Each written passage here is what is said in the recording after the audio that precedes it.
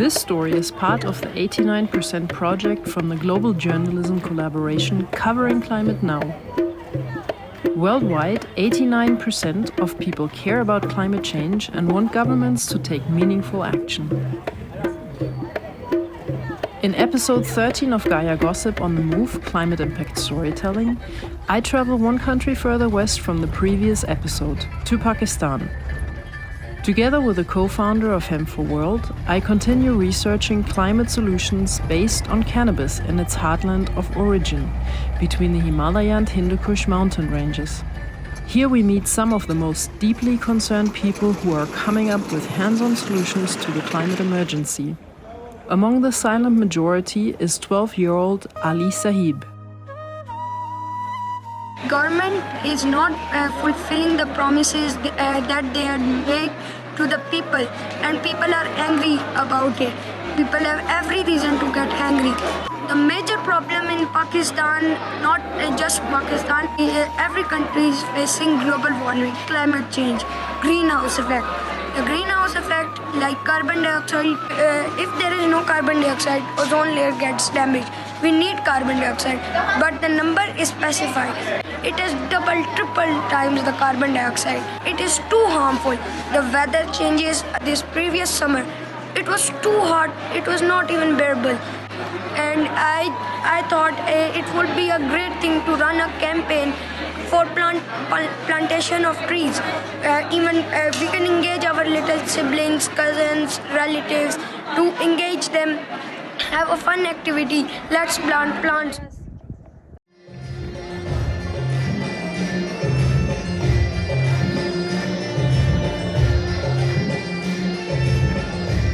Pakistan isn't usually associated with foreign travel, but more often labeled a high-risk destination with warnings to reconsider non-essential visits. Many embassies caution that while routine travel is possible in some areas, severe disruptions remain a risk due to political instability, terrorism, or civil unrest. But lucky are those who look beyond such one-sided warnings, just as we did. And in doing so, we discovered one of the most beautiful and diverse countries imaginable. Nestled between the mighty Himalayas and the Hindu Kush, and bordered by the Arabian Sea, Pakistan's breathtaking landscapes are mirrored in the richness of its many cultures and ethnicities. The hospitality and generosity of the people struck us deeply. So warm-hearted, they would offer their very last meal without hesitation. And it was thanks to several incredible individuals that we were able to experience Pakistan the way we did, far off the beaten tracks of the tourism, which is happening, but mostly in the northern areas of Gilgit-Baltistan. Our journey instead carried us towards the Afghan border. It is here that Pakistan's cannabis culture is most deeply rooted, but also where travel remains difficult and often inadvisable for foreigners. You guys will have some protocol in front. So how did the story begin? My research into the heartland of cannabis first connected me with Asif Risa during the COVID years. We stayed in close contact through social media. And from this connection, the idea was born to visit his mountain community in the Hindu Kush and study the local use of cannabis. Fast forward 4 years, and another chance encounter added momentum.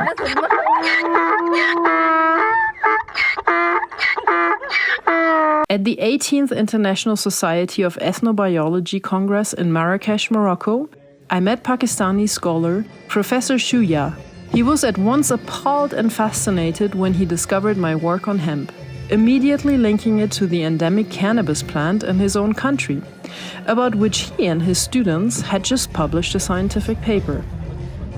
That meeting set the stage for my journey to Pakistan. Professor Shuya urged me to come to share my research and to help raise awareness about the plant's wide industrial potential and its role in climate mitigation.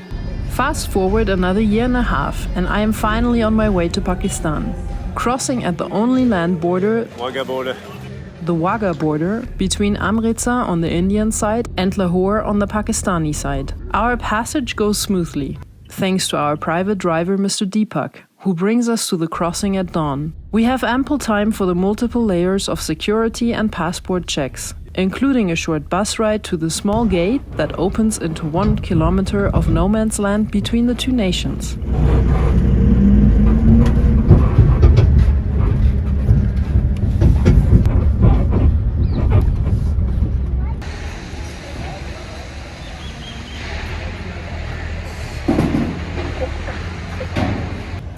The 1 kilometer of no man's land that we're walking by foot.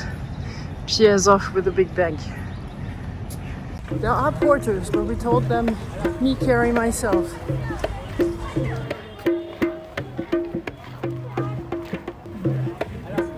At the far end, we enter the Pakistani border facility, and after another kilometer on foot, a rickshaw driver takes us safely into Lahore. Circumstances do not always allow for a land crossing. Earlier this year in April, tensions once again flared between the two nuclear-armed neighbors over Kashmir, briefly raising fears of escalation. These moments remind us how crucial it is to have trusted local contacts on both sides if one hopes to attempt such a crossing. My first mission in Pakistan is the Climate Change Conference at Pima's Agriculture University in Rawalpindi, where I'm invited to speak about the role of cannabis in advancing social and climate justice. Among the many national attendees, we meet Professor Nazia Rafiq, who instantly becomes a close ally, helping us navigate entry hurdles and supporting our freedom of movement within Pakistan. With the united help of several university professors, we managed to secure a local SIM card, and Nazia's family even rushes us to the bus terminal at the last moment, just before Islamabad and neighboring Rawalpindi go into lockdown. It's mid-November 2024, and thousands of protesters march to D Chowk in Islamabad, demanding the release of imprisoned former Prime Minister Imran Khan. Demonstrations paralyzed the capital, with heavy security blockades and civil unrest making movement between the twin cities nearly impossible. Now our real experience of Pakistan begins. Outside the protective walls of the university and without our dear friends at our side. Even though we're moving slightly under the radar, we soon learn we're not alone. Asif has arranged our transport with one of his cousins driving a small bus. We are only 7 passengers. The rest of the load made up of goods bound for rural communities in Chitral before winter arrives.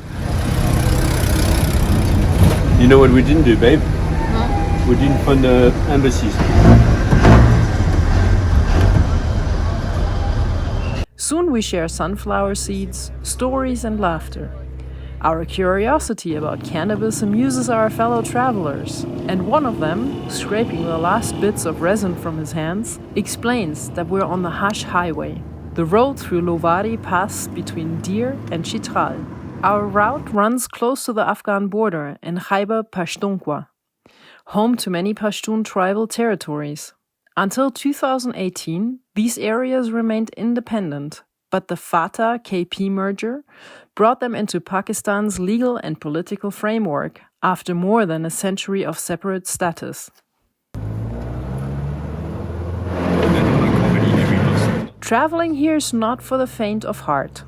Because of the presence of 2 foreigners, our bus is given a military escort for several hours along the most insecure stretches of road. No, next one. Open pickup trucks take turns ushering us forward at high speed. A challenge our driver meets with competitive determination. After crossing Lovari Pass at over 3,000 meters, we reach the quiet city of Drosh, in full darkness at 4 a.m. There, on the cold, dusty streets, we finally meet Asif in person. And his warm welcome could not feel more comforting.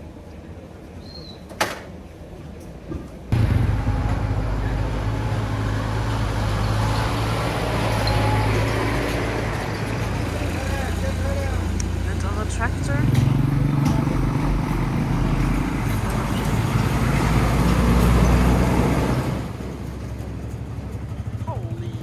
The next day, another stretch of road awaits us.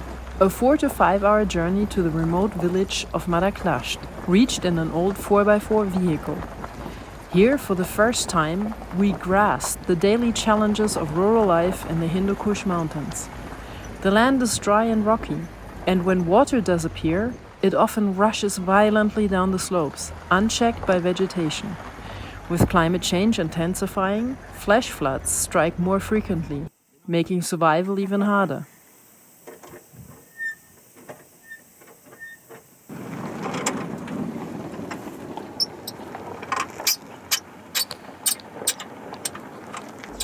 We know our journey has come to an end when we suddenly spot Asif's older son, Ali, in the dust of the vehicle, running to greet us, anxious to finally meet the new members of the family. How are you?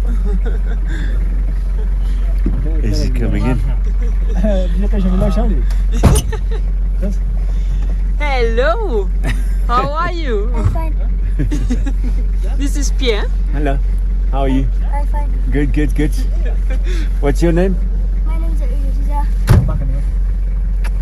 It is the brink of winter, and the glaciers and mountaintops already gleam with fresh snow.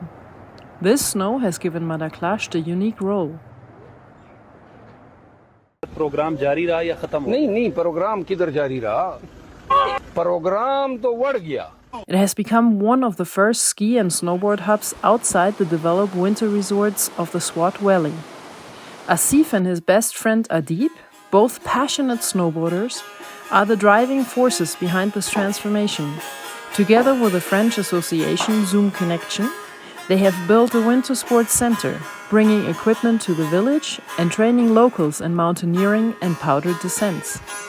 Their vision is to nurture the joy of winter while also raising awareness of its fragility in the face of climate change.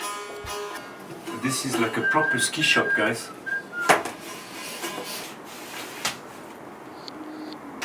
What I'm going to try to bring one in front of you. This one? Or maybe you can touch it. Yeah, I can.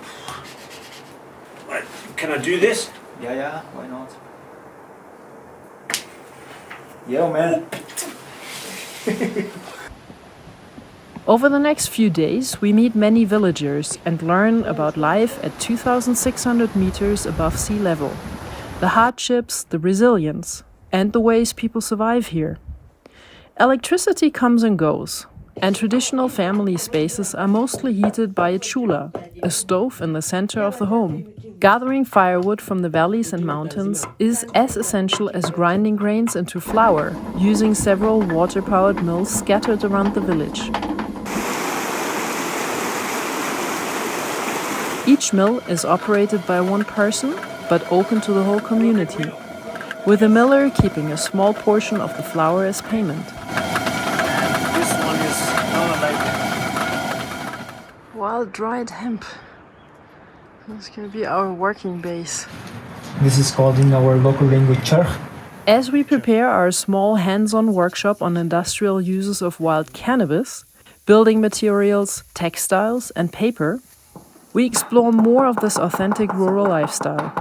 Families cultivate small parcels of land for both animal husbandry and growing grains, fruits, and vegetables. Every year after floods, fields are cleared of stones and dried animal dung is mixed into the soil as fertilizer. Despite the physically demanding labor, it is remarkable how Madaklasht has kept large agribusinesses, pesticides and chemical fertilizers out of their lands. From Kunza Hor, the leader of the women's collective, and her daughter-in-law, Khalida, we learn what knowledge about cannabis for food and medicine still survives in the community.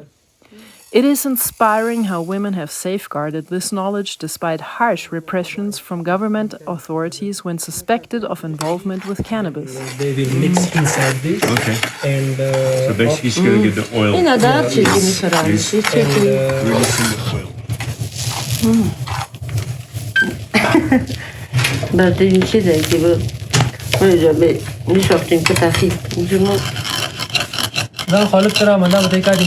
We share a mutual exchange. They teach us traditional recipes for menstrual pain and other ailments, while we demonstrate, without modern machines, how to extract fiber and chives from the wild plants. Over 1.5 weeks, we build a simple decortication device and prepare combed cannabis fibers to test spinning on the tools the women use for wool.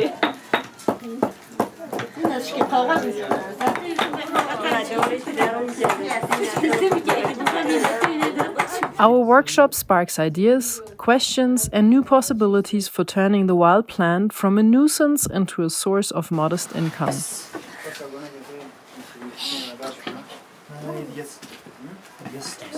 Meanwhile, we convince Adib to start dreaming about finishing parts of his new house with hemp bricks he can grow himself in the backyard, amongst the roaming chickens and the neighboring cows. You see how it takes very quickly. It's sticking, you know? Yeah, it's good. Yeah. It's good.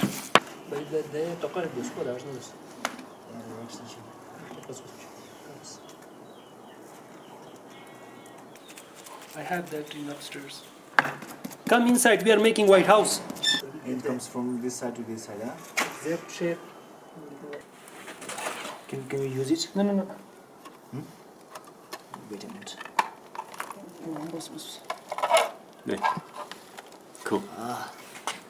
Cake.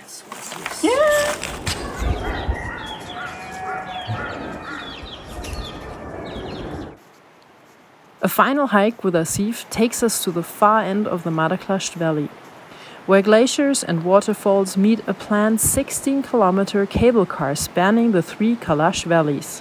An ecotourism mega project, estimated at $200 million, intended to be funded by the World Bank. We are relieved to hear the community has intervened, protecting their fields and livelihoods. True ecotourism here would look very different from bringing a cable car to a valley where people barely have access roads. For our ongoing cannabis research, Adib officially becomes our guide, enabling us to meet strict government regulations in restricted areas. This is how it feels when you're stuck in rush hour traffic. And you got the VIP service in front. Right? Yeah. Adib? Yes. Well, you see like how in well-controlled and well-organized way we are traveling here in Pakistan. We really give prefer to our international guests. So see, I mean, entire traffic is like jam, but we are just on the move. It's good. It feels good. His humorous take on Pakistani bureaucracy is a welcome relief as we travel to Peshawar, near the Tirra Valley, a hotspot where illicit hashish trade fuels conflict between Taliban factions and the government. While entry into the tribal areas is impossible, we imagine how industrial cannabis use could transform lives in this secluded, conflict-scarred valley. Our work draws attention. While officially summoned to Islamabad for a lecture at Quaid-e-Azam University, we find ourselves at the planning committee, the country's most protected political headquarters. Here, we are invited to advise the Ministry of Planning on a national hemp strategy. The subtle distinction between industrial hemp and cannabis keeps us in Islamabad for over a week, navigating meetings with officials and advisors. We advocate for a uniquely Pakistani approach, industrial use of native cannabis plants, especially for rural communities, rather than importing foreign seeds ill-suited to the climate. One of the most compelling visions is the Tirra Valley, where no heavy machinery or explosives to even out the rocky terrain is allowed. Native cannabis could restore dignity, provide and rebuild well-insulated homes, and generate modest income through textiles, food, paper, cosmetics, and countless other products. With that message, we begin our final journey, crossing back into India to return home. We are humbled, challenged, and deeply moved. The connections forged in Madaklasht and the individuals who safeguarded our journey will remain with us forever. We extend heartfelt thanks to all who welcomed, sheltered, nourished, and protected us. Inshallah, we hope to meet again among abundant fields of green cannabis used for the purpose this plant was given to us on Earth.